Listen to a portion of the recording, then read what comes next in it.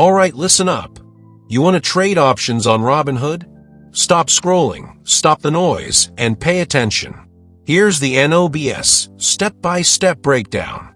Number 1. Open a Robinhood account. If you ain't got one, download the app, sign up, and link your bank account. Basic stuff, people. Number 2. Enable options trading. Go to your account settings. Find options trading and apply. They'll ask you some questions about your experience. Be honest. If you're a newbie, select the lowest level. They'll probably approve you anyway. Number 3. Understand calls and puts. Calls, you're betting the stock goes up. Buy a call, and if it does, you profit. Puts, you're betting the stock goes down. Buy a put, and if it does, you profit.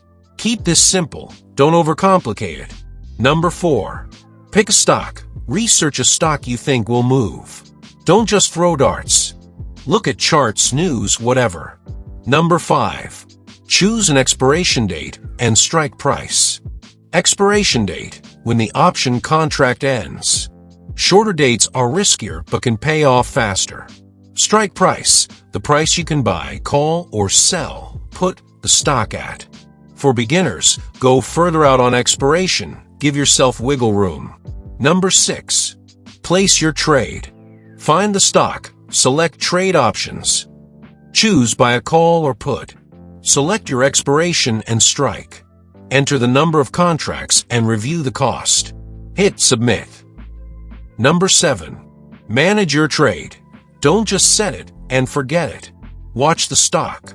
If it's going against you, cut your losses. If it's going your way, consider taking profits.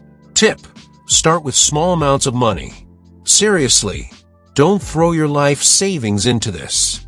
Learn the ropes before you go big. Paper trade if you can find a good app for that.